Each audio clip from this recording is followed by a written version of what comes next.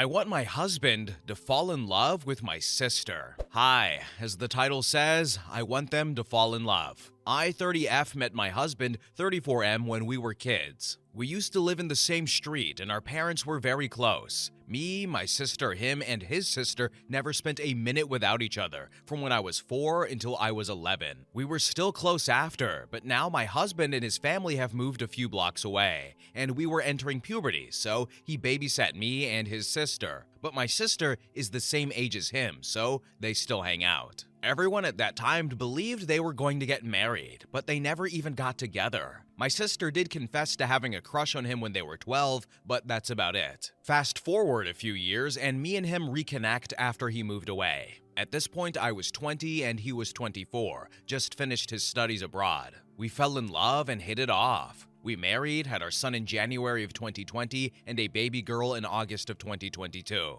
After my daughter's birth, I was diagnosed with cancer. It's terminal and I only have a few months left. I don't want to go into detail. Me and my husband are both very outgoing, social, and kind of childish maybe, but lately all I can do is cry and lay in my bed. I am exhausted, and the only reason I don't apply for euthanasia is because of my children. I know he will have no trouble finding a beautiful, caring partner in the future, but I am still scared. I know my sister had always taken a liking to him, and he likes her. Their feelings just never bloomed because of our relationship, but I can feel that they're there sometimes. And recently, they had a lot of one-on-one time planning stuff because I am too tired. My kids find great support in her, and my husband too. I love them both, and I think that if he had connected with her first after moving back, they would have been together now. I am in no way jealous or delusional. I know the feelings will come, and the sooner the better. Update number 1. First of all, thank you all for your kind words and advice. It seems to be unanimous. I'm writing letters.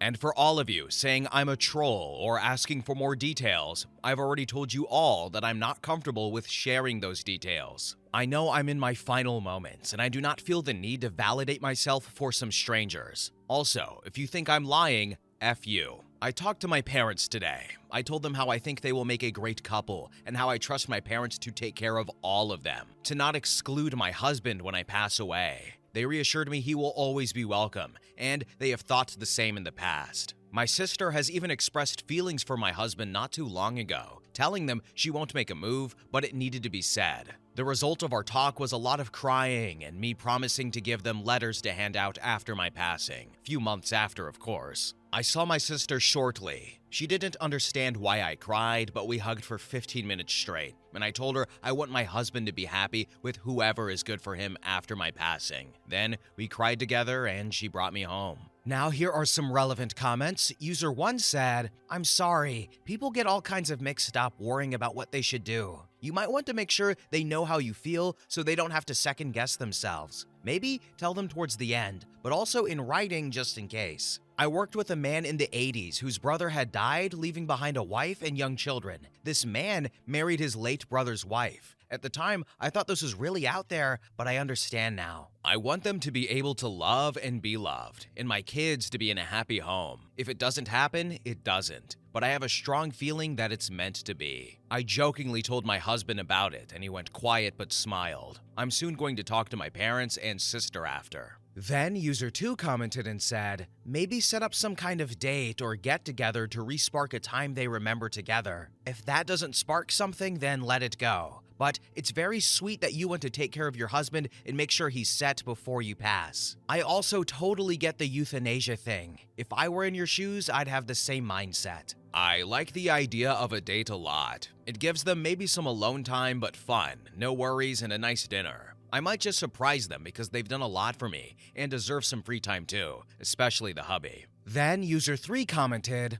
"I am selfish. I have never loved anyone so much to be able to do this. I've always thought when I die, I just want to die old with my partner so they'll never find another. If I die young, it'll be the last thing I think about. You are awesome for being able to do that." No, don't call yourself selfish. I used to say, if I die first and you find a new love, I will haunt you both, and stuff like that. I guess it comes with the overwhelming truth you can't withhold your SO from a new love. And if you're going to die, you soon realize you love your person so much that it would kill you, oops, to see them unhappy and lonely. Then user 3 said again, yes, but when I think about dying and then my partner one day, no matter how soon, happening upon another woman's naked body, another woman's inner thoughts, personality, way of life, the pain feels unbearable. It feels like I would never be able to accept that. I promise you, this is so normal, and I know my situation isn't.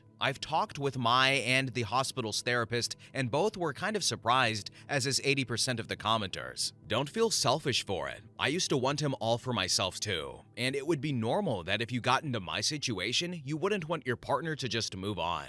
I guess I'm just in a state in which I found not just peace, but also a bit of rest in my state. And finally, user 4 commented and said, my uncle got terminal cancer, and his wish was that her wife would consider his younger brother after he passed away. His reasoning was that his brother already had a good relationship with the kids, and he wanted them to have a father figure that he trusted. He communicated his wish to both of them, and 1 year later after he passed away, they got married, and have been married for almost 30 years now. This, and the fact that I have felt the tension and love between them. It's more than a brother-sister love, but less than a romantic partner love. A perfect love story would have been if I wouldn't be here. I can feel their emotions piercing through me sometimes. It kills me to think about them not being able to be together if the time is right. I feel like an outsider sometimes, trying to see what others see, and I see a right person, wrong timing here. Update. So, these past weeks were exhausting and exciting at the same time. Starting off with some bad news today. My health has hit a low, which hurts and is scary, but I knew it was coming. I don't know how long I have left, but it won't be too long. Like I said, I'm at peace with that knowledge, and I don't want you guys to overwhelm me with concern. I love your sympathy and support, but on the concern part, I'm heavy. I know I will die, and it will be fine. Life goes on. At least for you guys. As for my parents, when I spoke with them, they confirmed my exact thoughts. My sister and husband's love just hadn't had the chance to blossom yet. They found your guys' idea of the letters to be incredibly beautiful, but told me to also talk to my husband's parents. So I did. I made the long drive and told my husband I was paying my niece a visit. His parents broke down crying, telling me they admired me for my selflessness. We talked a lot about how it used to be when we were younger, and came to the conclusion that they will always support husband's choices, and would love to get to know my sister better/again. They kind of lost contact a few years ago when husband's parents moved away. I sat my sister down too, telling her I'd like her to help my husband grieve, her and my parents of course, and help him move on after, no matter with who. She hugged me, told me of course, and we discussed some things about the kids. I joked about them getting together to play mom and dad. She smiled. I think she sees right through me, like she always has. And last but not least, my husband. I haven't told him anything. I did cook them both dinner, to the best of my abilities, just one course and store-bought dessert, and made them enjoy it on their own while I was busy with the kids. It wasn't awkward. It was best friendish but sweet. I wrote the letters. My parents and husband's sibling know where they are and will hold on to them. One for my kids, along with some videos. My husband knows about these. And one for my husband right after I pass. And one for sister and hubby a few months after my passing. I hope this is an update y'all like. I'm trying to end it on a positive note. Thanks for all the love and support. And finally, one user in the comment section said, I hope your last days are filled with love and happiness. Just hug your kids close. Tell all the people you love that you love them and how they've made your life better, more joyful. These are things they will cling to. Be at peace. Okay, I see how it is. We're starting with the emotional stories. Whatever, I don't care. Let me wipe these tears away.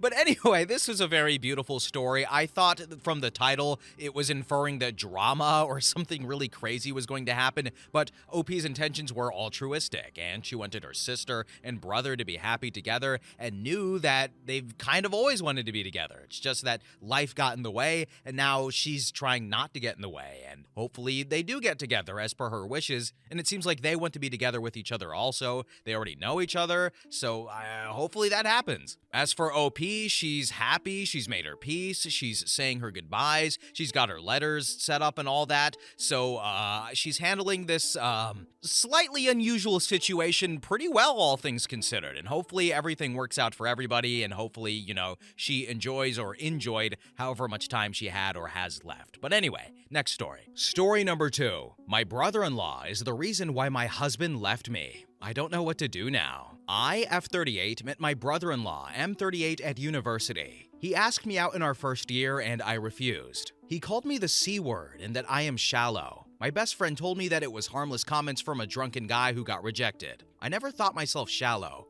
It was his demeanor and awkwardness that was off-putting to me. Anyway, he proved my friend right, and other than these comments, I have never felt uncomfortable during my university years because he never bothered me again, not even looked my way. Next time I met him was when my baby sister, F28, introduced him as her boyfriend. I didn't even recognize him at first because it was like 9 to 10 years since the day that he had talked to me. He was visibly annoyed that I didn't recognize him and called me a liar. The family was skeptical at first about him, but he seemed to treat my sister right, and she seemed happy. He is very rich, taking her all over the world, and he seemed kind with this too. They got married after a year of dating, and they have 3 children. I met my now ex, M40, 5 years ago, and the only odd comment from my brother-in-law was that I was still as shallow and superficial as I was at university. At the time, I took it as a joke, but in hindsight, when I found out the truth and started thinking back, looking for red flags, this was probably a big one. He never showed any signs that he disliked my husband, and he was always decent enough, and his indifference to have a close friendship with my husband and I didn't seem odd because he was always a recluse. A year ago, my husband came home and accused me of cheating on him and that he had evidence. Some guy contacted him and he had nudes, etc. of me on his phone. The guy told my husband that he didn't know at first that I was married, but as soon as he found out, he contacted my now ex. He even apologized to my husband. I have never met this guy in my life. Nothing I said or did made my husband believe me. He left me and our divorce is pending. Then yesterday, that guy contacted me. He apologized for what he did and told me that he is friends with my brother-in-law. He sent me conversations, endless conversations my brother-in-law had about me for years. He had never forgotten that, in his words, I didn't even give him a chance and only judged him by his looks. He even called me the C word in that chat. Both group chats with his friends, but mostly with this guy. They planned this attack and my brother-in-law somehow got access to my photos. The reason this guy contacted me now is that he felt guilty, because even when my marriage was over, my brother-in-law still was angry and hateful, especially when he heard that I was on a date last weekend. So the friend felt that he didn't help, but instead ruined innocent people's lives. I'm not sure what to do. My brother-in-law has actually been happier and more sociable than usual since my divorce, and now I know why. Although at first I thought he felt sorry and wanted to support me. His jokes about me ending up an old maid with cats and companions doesn't sound like jokes anymore. He meant them. I don't want to ruin my sister's life. She's very happy with her husband. I'm not sure either if I can with her husband. I'm not sure if I should tell my ex or not. I am very heartbroken that he didn't believe me. I love him very much. He is the love of my life, but I'm not sure if I can forgive him for not believing me. But he is a victim in this too, so maybe he needs to know for closure. I am so terribly sad and hurt. I'm sorry this post got very long. Update. My soon-to-be ex-husband knows everything now. Apparently, the guy who contacted me contacted my husband at the same time and confessed to him. My soon-to-be ex is coming to town this weekend, and he wants to talk. Afterwards, I will probably need to look into taking legal action if that's possible and tell my family. I think now, exposing him is the best and more safe approach should anything more serious happen. At least people would be aware of who to blame. I want to at least make sure that my sister and her children are in safety before I tell them everything, like meeting them at my parents' house after I tell my parents. The pictures were real, by the way, and were probably stolen from my phone or my husband's phone because he is the only one I took those pictures for. I don't know if I can get any justice since the pictures were not of my face. At least I was smart enough to not have my face shown in the nudes, and I don't know what will happen. Now here are some relevant comments. User 1 said, "So, you're telling me that this guy has kept himself around you for 20 years and is still hung up on you rejecting him? It sounds like he's preyed on your sister to get close to you and will keep trying to ruin your life if you let him get away with this. You need to tell your sister what he did, and the guy he used needs to tell your ex what he did. Not to stir any pots or get your ex back, but so everyone knows what a psycho this guy is. If he's still trying to get back at you after decades of simply rejecting him, he's never going to stop, and he's never going to let you be happy." Yes, he's been following me throughout my university years and even afterwards. He found my sister and managed to charm her. When they got married, I was single, and apparently he was telling his friends how he was glad I was old and single and miserable. Not my experience of my single life, by the way. Then, when I met my husband, he was angry because he didn't think I would find someone at my age at 33. Now, when we are getting divorced, he was very pleased again, saying I would definitely never find someone at 38, that I would regret turning him down.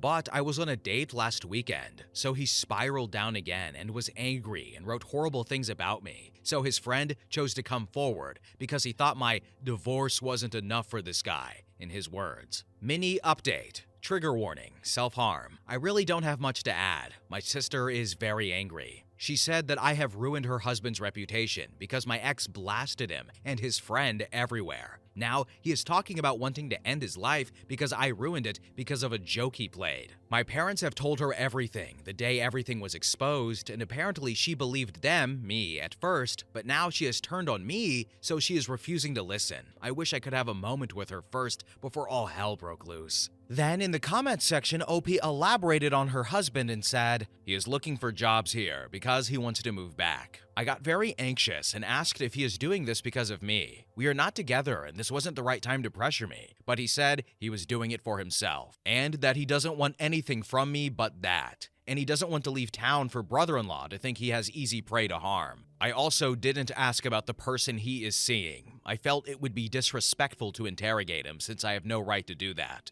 Maybe it is not serious, or maybe she is willing to move here, I don't know. I've spoken to lawyers, and they don't seem to think that this could lead to anything. Comment number 2. Yes, and he said that he couldn't just wait and let brother-in-law believe that I was alone and an easy prey. He said that police wouldn't do anything, he was right about that, and people like brother-in-law are better exposed to everyone because they value their image. He doesn't seem to be understanding of my sister, however, and the way she was put in the middle. He did apologize a lot, but probably only because I was distraught and upset about what he did. I don't think he regrets anything. He is very sad himself, and he's been apologizing all the time about everything, including not believing me or trusting his gut that he believed me, as he says. My brother-in-law hasn't bothered me again since he tried to call me to threaten me after everything blew up, because my ex went to his place again and threatened to beat him up. Now my sister is even angrier. Then OP elaborated on her husband's current relationship and said, yeah, it is over. I don't think it was a serious relationship.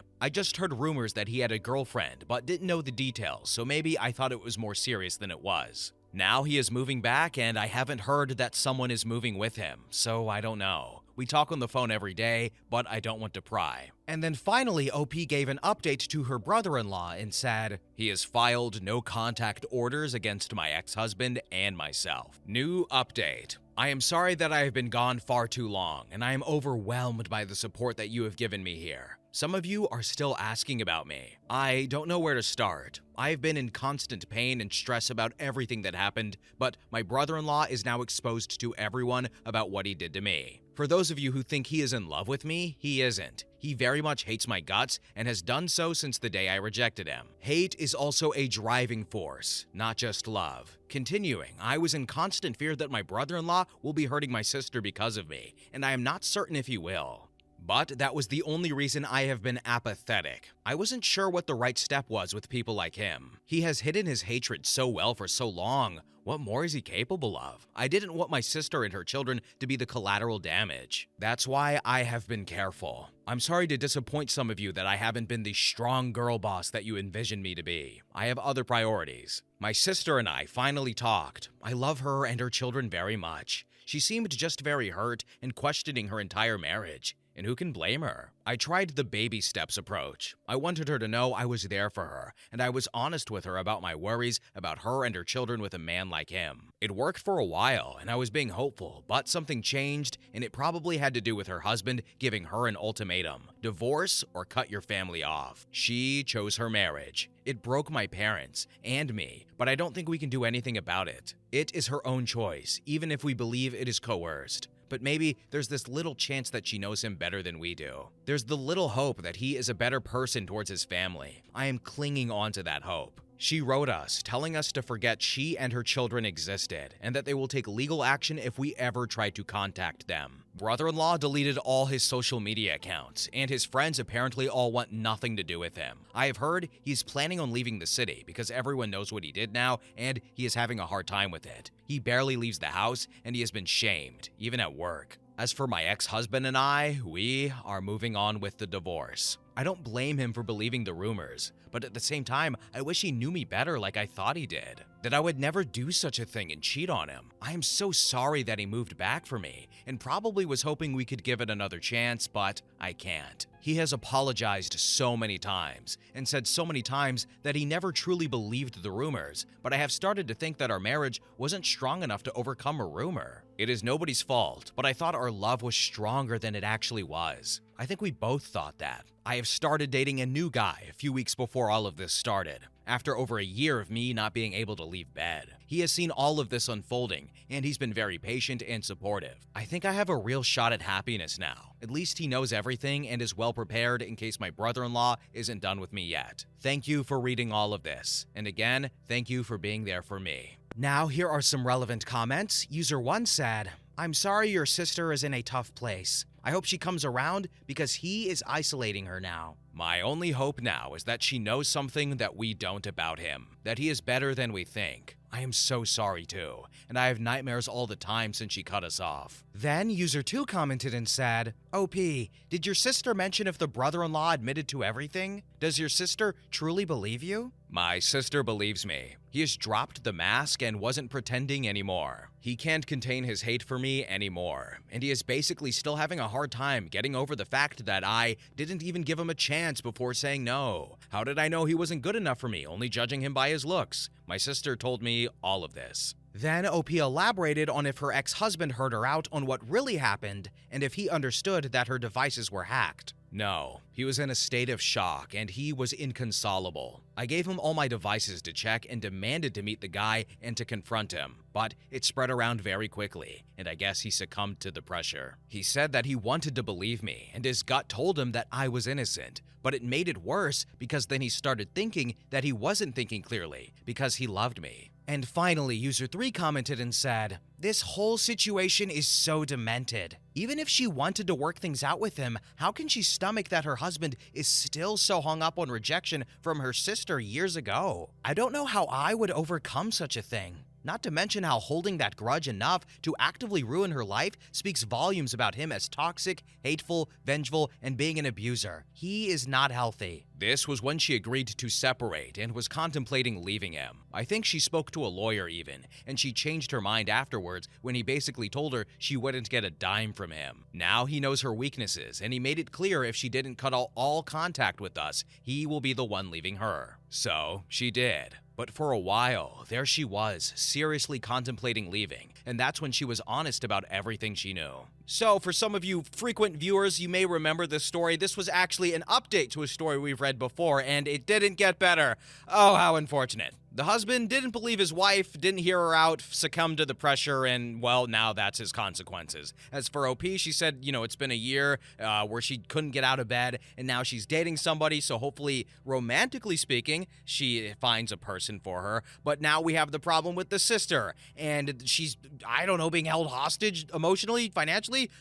It's horrible. And the brother-in-law is like a villain from like a TV show or a drama or something like that. Like, this guy's horrible. He's been holding on to it for 20 years. All that money, and you ain't never heard of therapy, dude? But anyway, I don't suspect that long-term the situation with the sister and the brother-in-law is going to work out, and maybe down the line we'll get another update and see what happens then. But anyway, next story. Story number 3. Will I be the a-hole if I play the song that my mom chose for her funeral, knowing it might offend some attendees? My mom recently passed away, and our family, primarily me, are making the arrangements for the upcoming funeral. My mom always had a really excellent sense of humor, and before she passed, she told not only me, but all of the care staff at the hospital that the song she wanted played at her funeral was Ding Dong, the Witch is Dead from The Wizard of Oz. I managed to at least talk her out of the soundtrack version sung by the Munchkins and got her to agree to the classier jazz version by Ella Fitzgerald. Now, I agree with my mom that this would be really funny to play at the funeral and would showcase her sense of humor to a T. However, I'm also very aware that not everyone that's going to come to the funeral is going to take the joke in the same spirit. And I think that some of the more religious friends and family members might be extra upset because there's a certain repeated line that implies she's going to hell. Plus, we're explicitly having a non-religious service, and one of said family members has already expressed disappointment with that. So, on the one hand, I think it's my mom's funeral and I should respect her wishes above everyone else's opinions. But on the other hand, I realize that funerals are for the living, and it's pretty disrespectful to do something that's going to upset those actually in attendance, when obviously my mom isn't going to know one way or the other. So, will I be the a-hole if I still play the song my mom picked? Also, if it matters, my alternate choice would be Landslide by Fleetwood Mac, which was her favorite song, and what we all listened to in the hospital together after she passed.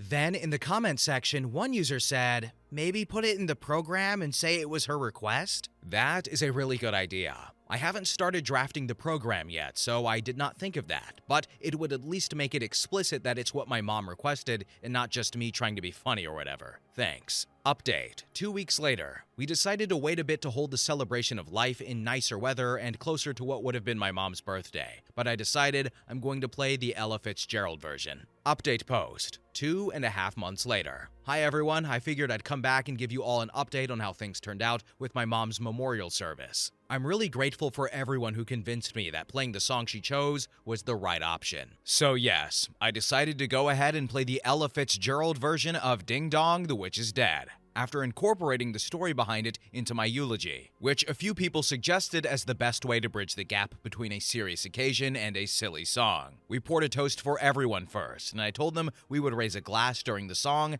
and then introduced it like this. I'm sure you all know my mother had a wicked sense of humor, and if you know where I'm going with this, you know why I said it that way. For as long as I remember, she told me and everybody else that she wanted a certain song played at her funeral, because she wanted everyone to laugh, not cry, and because she knew she wouldn't have to deal with it if anybody didn't get the joke. But I think y'all all get it. And despite the circumstances, I hope this will be another happy memory that we all associate with my mom. And then I played the song, and people immediately started smiling and chuckling when they caught on to what it was. The couple of people I worried about not finding it funny seemed to take it well enough. They weren't giggling like everyone else, but I think they were accepting of the song being what my mom wanted. And afterwards, a few people told me that the song was perfect and that they could totally see my mom requesting that. All in all, it was a very nice celebration of life, and I'm happy with the way things turned out. Bit of a conundrum resolved with the sense of humor. That's probably my whole entire life. As a matter of fact, I want my funeral to be silly. Maybe wear mismatching colors or something. I don't know. I'll have to work on that as I get closer to death. But anyway, OP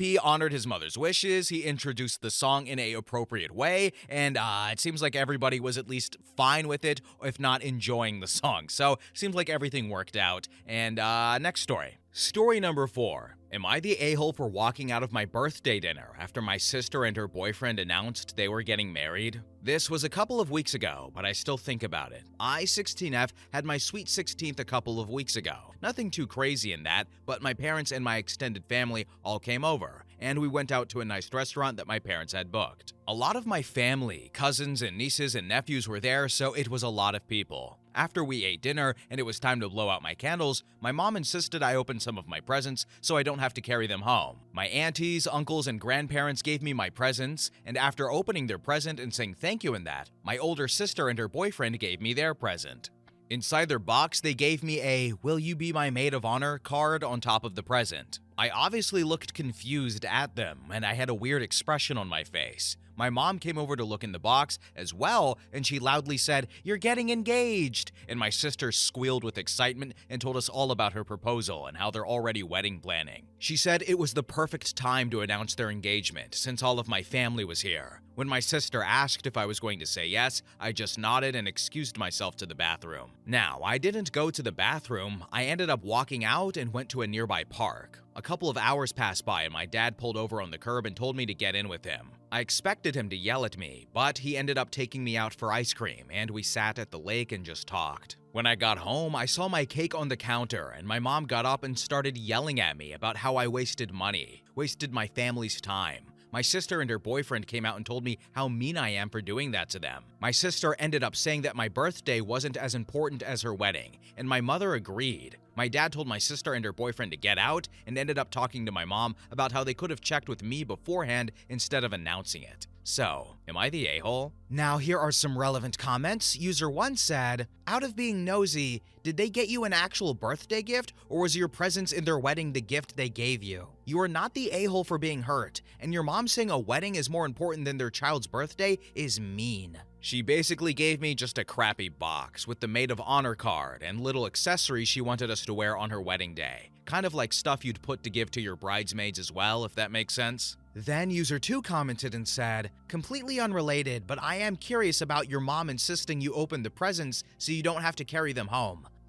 Once you open your presents, do you leave them there? I just realized I make no sense whatsoever. I just remembered that my mom was complaining about how they take up so much space in the car, and she didn't want me to have to carry them inside, hence why I opened them at the restaurant. Then user 3 commented and said, OP, did you confirm that your mom knew that your sister was going to do this? Because she sucks, and I would talk to your dad and show him these comments. He seems solid, and your mom sucks. Not the a-hole. Dang girl, I feel sorry for you. What a crappy thing your sister and mom did. My mom denied the fact that she knew anything about my sister's engagement, as they were arguing about it nonstop. So, was your mom mad at your sister as well? No. She thinks it was a nice surprise and that I should have been appreciative of it instead of walking out and wasting everyone's time. Then user 4 commented and said, I would like to know what the rest of your family thought of this. Are they on your sister and mother's side or on your side? My sister and her fiancé received text messages from my grandparents and a few aunties and uncles saying it was a crappy move to pull and they should have asked before announcing their engagement. Although they are happy for my sister and her fiancé, as a wedding is a big deal. They just said it wasn't the right time, as she wouldn't like it if someone else announced that on her birthday. But nobody's on any side, and they've moved on from it. Then user 5 said, are you still planning on being the maid of honor after what she did and said to you, her fiancé too? I am definitely not. It's a huge responsibility to be a maid of honor in a wedding, help planning the wedding as well, and they think I take care of the bridal party or whatever as well? I've got no clue how to plan a wedding, especially at my age, but I'll probably be one of her bridesmaids. And finally, user 6 commented and said, you did not explain why you left or what you did talk about with your father. I left because I was upset. Not trying to sound like a brat or anything, but everyone's attention just turned towards my sister and her boyfriend/fiancé, even though it was my birthday, and most people look forward to their sweet 16th. I just had to get out of there because I knew I'd cry. My dad and I just talked about what happened. He asked if I was alright and was telling me that him and my mom didn't even know about her engagement.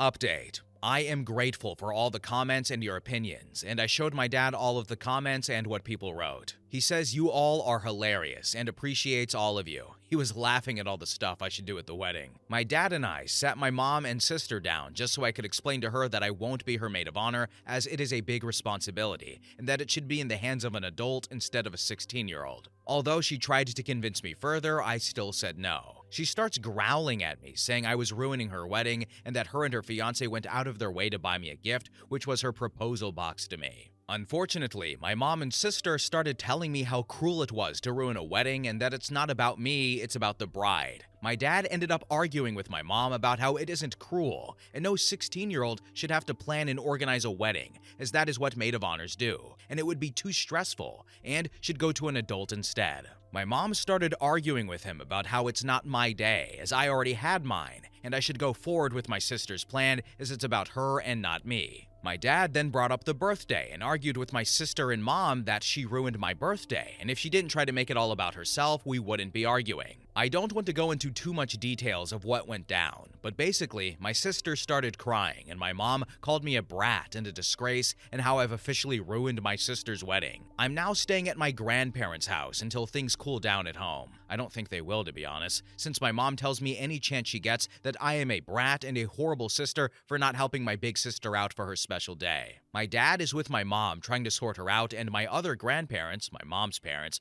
are talking with her as my dad told them what happened. I'm not going to be her maid of honor, nor her bridesmaid, since she is a jerk. I'm not sure if I'll ever go to her wedding. I'll have to just see what my dad thinks about it. My paternal grandparents, the ones who I'm staying with, are talking to my dad about considering divorcing or taking a break from my mom, as she and my sister are creating a toxic environment for him and I to live in. And that after all these years, they see no reason for him to live with such a woman. I don't really know what to think about it, and I feel kind of lost, but I thought I would update you all. Then in the comments section, one user said, "Your sister and her fiance went out of their way to make you a birthday present that had nothing to do with you. It was all about themselves." I'm curious, are there any pictures from your day that you would want to put into an album for yourself? Only a few. One of my parents and I, and one with my sister, and the rest are just my family, but just one with me by myself. Hey everybody, thanks for coming to my grandfather's funeral. It means a lot, and we're gonna start the eulogy just here in a few minutes. But before we get into that, I got a new album coming out! Yeah! Rest in peace, Grandpa.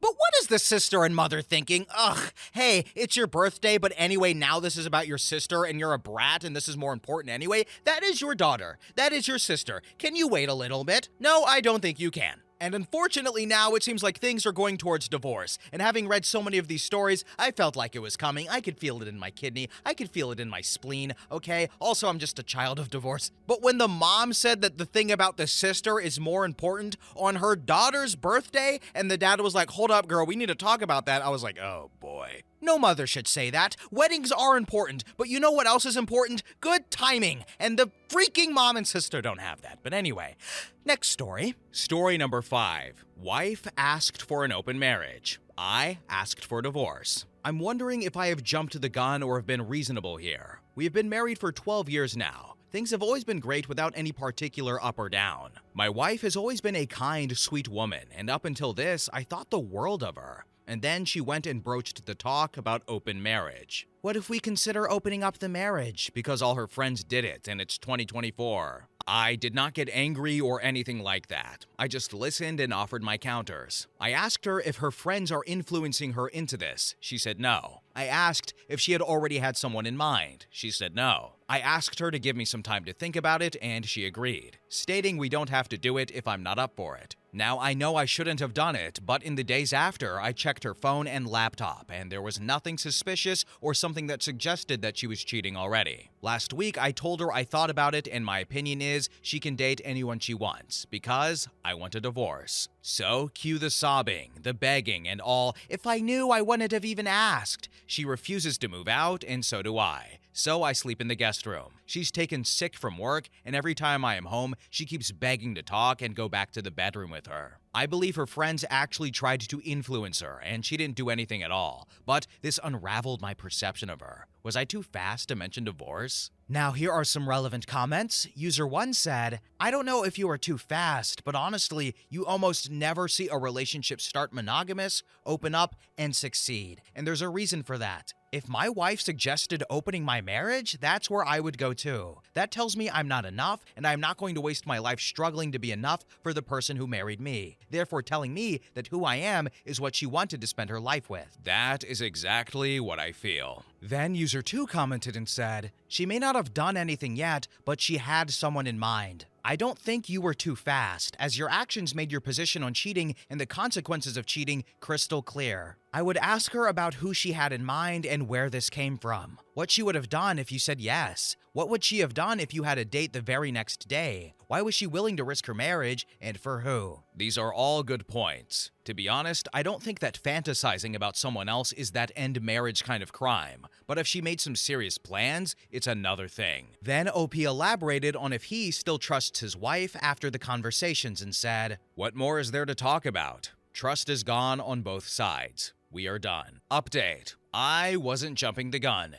She was cheating emotionally and planning to do so physically. I checked her phone and computer and found nothing, but she came forward with a second phone I had no idea she even had. She thought I already knew. That's why she came out with it. Just as I was starting to regret my decision, her friend sweet-talked her into it. Apparently those open marriages are just their affairs. The things I saw are stomach-churning. She begs me to give her a second chance, and a part of me is foolishly considering giving it to her. But it's not the right thing to do. I don't want to leave her, but I have to, for the sake of my dignity, pride, and self-respect. The fact that I love her has become irrelevant. Now here are some more relevant comments. User 1 said, You don't need to make a decision this very moment. I would take some space and serious time, but just me as I have impulse tendencies. Certainly put yourself first though. I say this as someone who also discovered an emotional affair weeks ago. I'm still processing it and still get hit with moments of anger. I printed divorce papers today just so I have them. I think if I dwell on it too much, I might risk changing my mind on the rightful thing to do,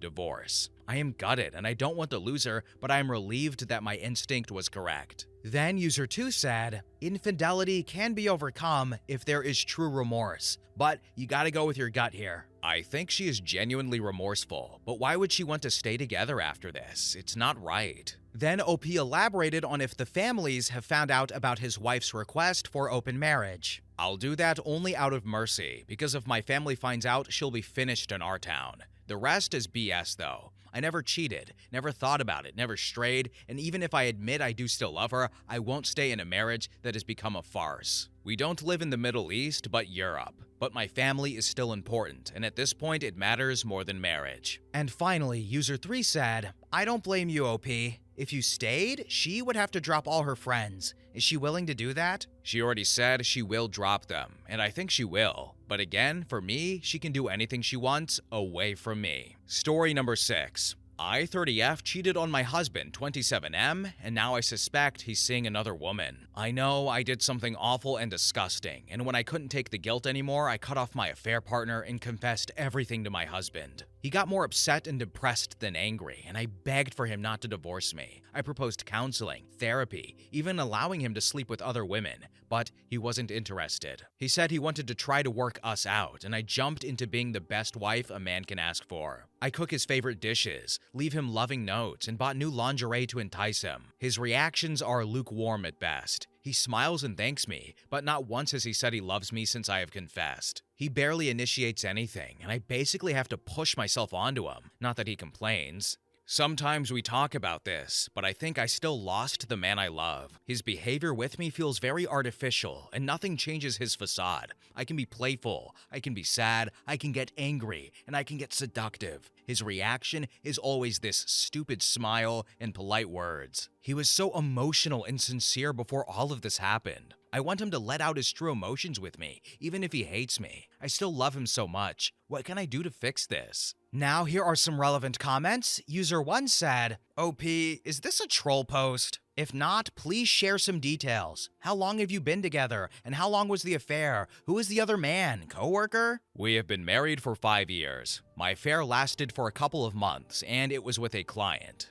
Then user 2 commented again and said, okay, thank you. What do you mean by cutting off the affair? Is this person still a client? Do you have to have business contact with him? Are you seeing a therapist? Do you know why you stayed? I ended my relationship with the client and passed his contract to a coworker. No contact ever since. I have been doing individual therapy. I don't know why I did all of this, but my body felt like it was on autopilot. Update. He knows I cheated. We didn't separate, and I begged him not to divorce and let me fix this. He agreed, but his behavior since my confession has basically been one of indifference. Like I wrote on my last post, I do my best to be the best wife he could ask for. I cook his favorite foods, get him gifts, screw his brains out every night. He just smiles and thanks me. He acts kind and never yells at me, but I feel his icy indifference under the mask of courtesy. 2 weeks ago, he started coming home late, very late. And when he does, he just goes to bed. I asked him what's going on, and he told me in the kindest way possible that it's not my business. I call him when he stays out, and he picked up only once. I heard a woman laughing in the background. I'm starting to think he is cheating back on me. It effing hurts. If he told me at least, I would do my best to stomach it.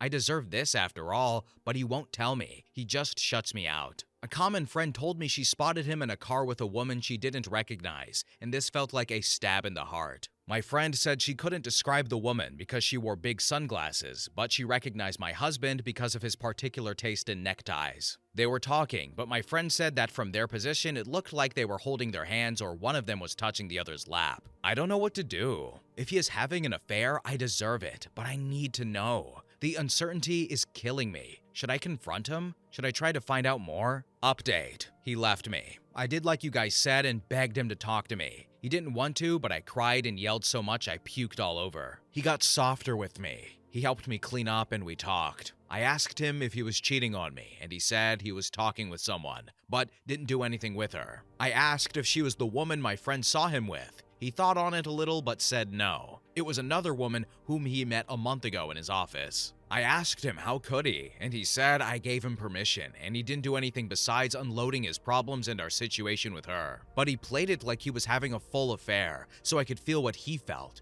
especially because according to him, I neglected him and made it obvious I was cheating on him. He said he was suffering, and I was almost rubbing it in his face. I told him I wasn't doing it on purpose, and he said this was even worse because I didn't care at all. He said that everything I did after confessing meant nothing and just made him think I am selfish, self-centered, and lack any sort of self-respect. I asked him if we could work on myself and our marriage, but he said we can have counseling to sort ourselves out, but the marriage is over. He said he has no ill will towards me and decided to cut his charade because he can no longer bear to see the woman he once loved suffer like that. But he said I am no longer that woman. I started sobbing again, and he held me, but he kept saying no when I asked him if we could work this out. I asked him what he was going to do, and he said he's moving out. He's already found a new place. I asked him what he was going to do, and he said he's moving out. He's already found a new place. I asked him if he was going to live with that woman, and he said no, but she was close enough. I asked him how he could pick a total stranger he met a month ago over his wife of 5 years. He said his wife of 5 years no longer exists, and he has to pick between two strangers,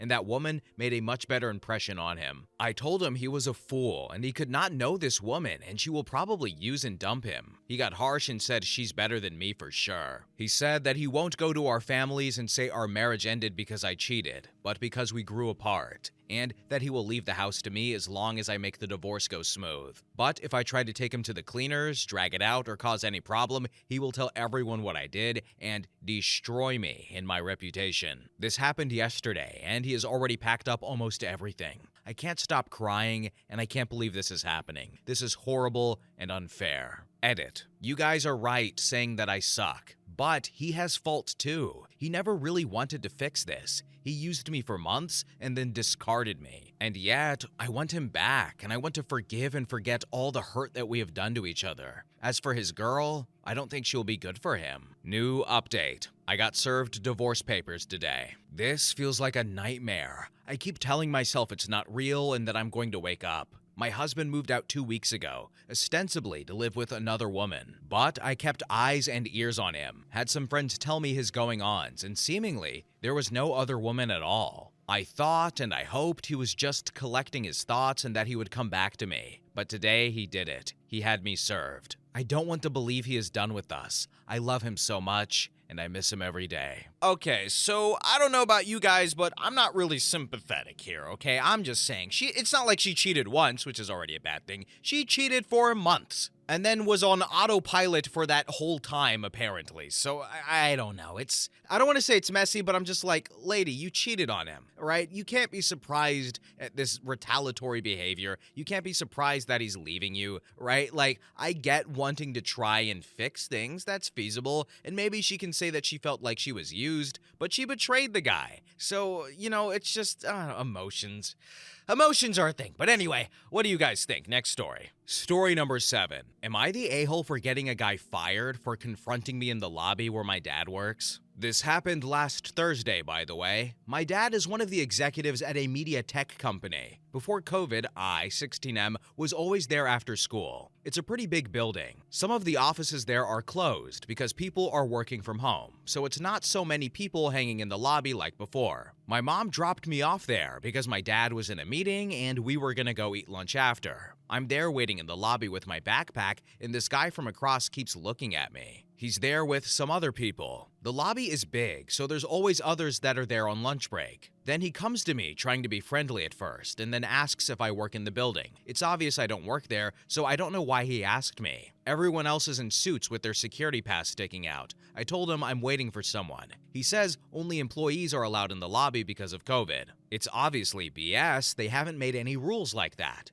But he wouldn't leave me alone. The security guy that was at the front even told him so when he tried to ask him to escort me out. He looked annoyed by then and telling me that lots of homeless people have come in lying about that too, so to just leave already. Security at the desk told him I'm allowed to be here. It was back and forth for almost like 10 minutes. At this point, I'm already pissed, so I just told him to F off already. When I told him who my dad was, he laughed like he didn't believe me. My dad texted me that he's outside, so all I said was, whatever. In the car, my dad saw I was mad, and after I told him what happened, he was asking me do I remember the guy's name, or if he said which department he's from what he was wearing. I just told him what I remembered. Well, my dad ended up finding out who he was and called up his supervisor. They let the guy go. My dad says the guy should have known better than to lie or cause a scene like that in their building. He told me to drop it. I just didn't think they were gonna go that extreme with it. My dad was really mad about it. I keep thinking about it now. If I shouldn't have said anything at all. He was being a jerk, yeah, and I was mad, but does it make me an a-hole that I helped getting him fired though? Now here are some relevant comments. User 1 said, not the a-hole. You didn't get him fired. He got himself fired. He was abrasive, ignored the security guard's assurances that you were supposed to be there, lied about company policy, and essentially called you a liar by laughing when you finally dropped your dad's name. I'm assuming you tried to avoid that because it totally feels like, don't you know who I am? Anyway, it was not your call and it wasn't your fault that he got canned instead of written up, and it suggests that he may have already been on thin ice. Yeah, the only people who know I'm my dad's son are some of the security guys, not the one who was there that day, and the people my dad works with closely. I don't like name dropping for a lot of reasons. Then user 1 said again, there's a number of reasons why it's not your fault. 1, he should have minded his own business. 2, when security told him to stop, he should have stopped. 3, he chose to keep escalating and causing a scene and lying. He did not behave as this was his professional environment. 4, I doubt this is the only thing he's done that is crossing a line in the workplace. People rarely get fired without some kind of prior behavior. And 5, it's the consequences to his actions. He's grown, he can deal with it, and I doubt he will do it again. Then user 2 commented and said, I can't help but wonder if OP is a person of color. The automatic suspicion of a kid with a backpack being homeless and ignoring the security guard makes even more sense if the employee was racist. It could also be why the dad was extra mad. I am not. I get that though, with all the stuff going on, but everybody in this scenario is white. This is probably because I wasn't dressed like I belonged there. Hoodie on, because it was raining earlier that day in just regular clothes. Everyone there is always super professional and in suits. Plus, people usually have their security passes or whatever you call them hanging around their neck. But that's just so you could use the elevators to go up. Doesn't mean you can't be there in the building if you don't have one of those. Update: 6 weeks later. So after I last posted, I tried talking to my dad again. He didn't want to tell me any details before, but I admitted to him I was feeling kinda bad about the guy and don't know if it was extreme to get him fired. My dad told me he's sorry for pushing it off. The reason is they obviously can't go into detail about an employee since that's their privacy. He told me though that they already had issues with him before and he's only been there a few months. When I told him about the guy, he had a feeling who it was. He just wanted confirmation from me before he reported it to the guy's supervisor from that department. The decision wasn't up to my dad, but he told me since he was fired, he already had a lot of strikes. I don't know what else the guy did.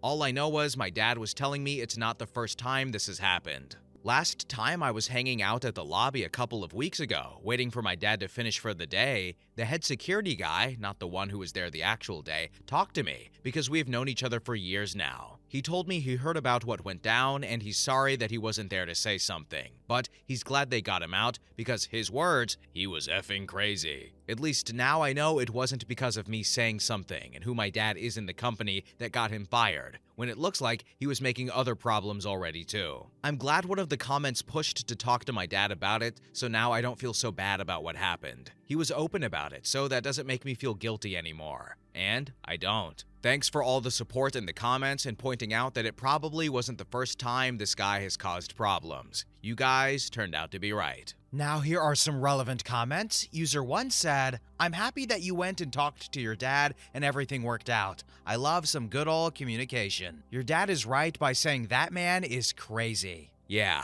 I am too. I get why he couldn't say anything before, because it's confidential and stuff, but at least he was a little bit more open after telling him my feelings, even without saying exactly what the guy did, other than what happened. Then user 2 commented and said, "Hey, now you can stop feeling guilty about it. You were never wrong in the first place, OP.